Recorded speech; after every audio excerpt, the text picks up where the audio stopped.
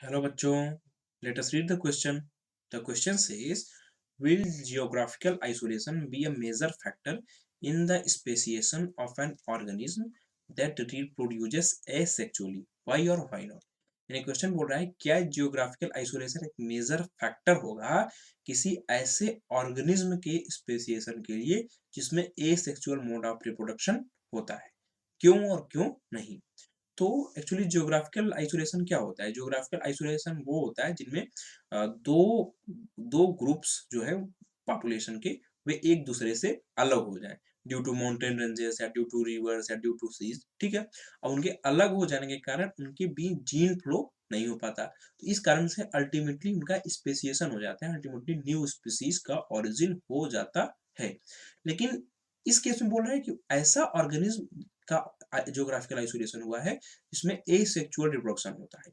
अब asexual reproduction होता है इसका मतलब कि उसमें सिंगल एसेक्सुअल रिप्रोडक्शन में सिंगल पेरेंट ही इन्वॉल्व होता है ना, यानी सिंगल पेरेंट इन्वॉल्व होता है।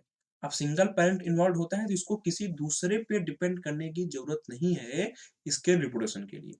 तो क्योंकि दूसरे पे डिपेंड करने की जरूरत नहीं है इसके रिप्रोडक्शन के लिए, तो जियोग्राफिकल आइसोलेशन के कारण इस केस में स्पेसिएशन नहीं होगा। ठीक है, यानी हम लिखेंगे कि isolation geographical isolation will not be a major factor, will not be a major factor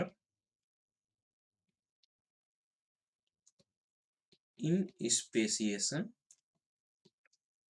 geographical isolation major factor नहीं होगा स्पेसिएशन में किसके?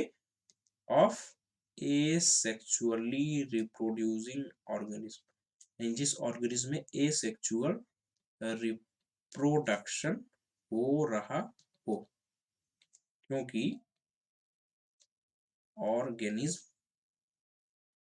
बिकॉज क्योंकि किसी दूसरे ऑर्गेनिज्म पे डिपेंड ही नहीं कर रहा है इसके रिप्रोडक्शन के लिए। ठीक है, यानी because it does not depend on other organism, क्योंकि इसका एसेक्सुअल रिप्रोडक्शन है यानी सिंगल पेरेंट की ही जरूरत होगी। ठीक है, other organism for its reproduction.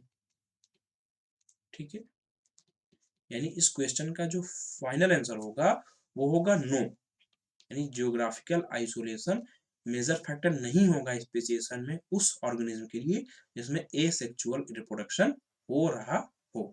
This was all about this question, hope you understood it well, best of luck.